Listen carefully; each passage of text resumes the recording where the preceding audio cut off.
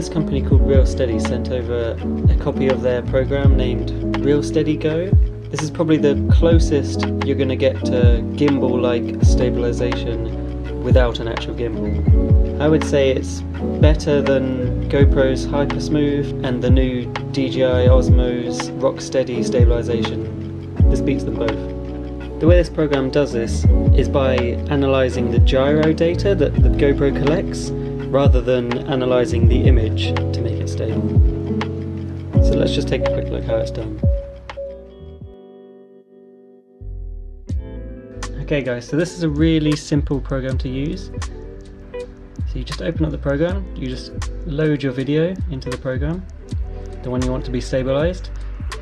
You have to remember to shoot your video without stabilization on, with Hypersmooth turned off.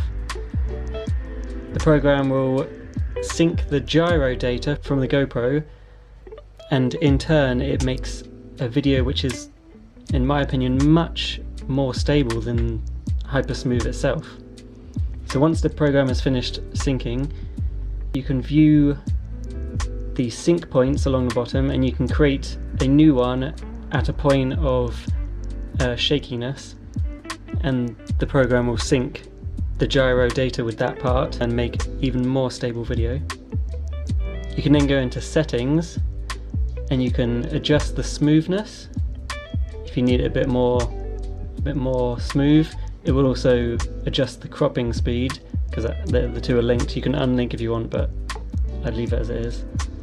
You can also lock the horizon, which will make the program do its best to keep the horizon level, and you can also click the time-lapse button, which will increase the smoothness and reduce the cropping speed way past the limits, so that when you speed up the video later it will look buttery smooth.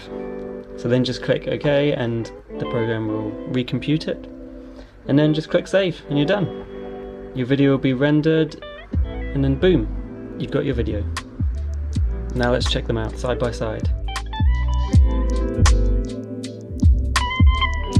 The program seems to correct any lens curvature as well, which gives you a much more realistic looking video.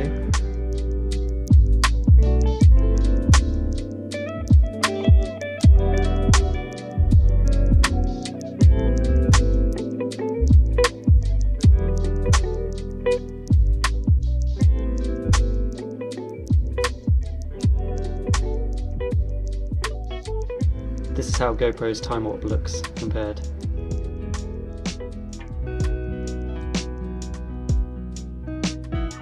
So in my opinion, if you're looking to do some really professional video, the kind of stuff you get with the DJI Osmo, which uses a mechanical gimbal, then this is a pretty good option for you.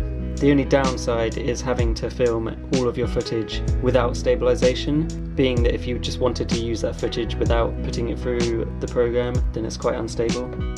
So if you just wanted to have nice, smooth-ish video, then Hypersmooth is still pretty amazing. But if you really want something professional looking, I probably would recommend it. One thing to note is this program does crop the field of view. That's why you've seen the bars on the top and the bottom of the screen throughout this video. But if you shoot with GoPro's Super View, the extra wide view, then it eliminates this problem, as you can see here.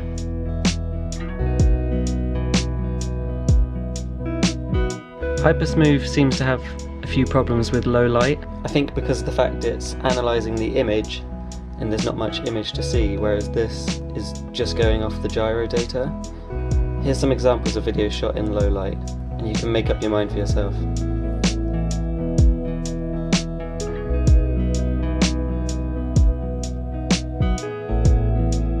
It comes in at a hefty price tag of $99 US, which is pretty expensive, cheaper than a mechanical gimbal, and means you won't be carrying around a huge, ridiculous looking stick.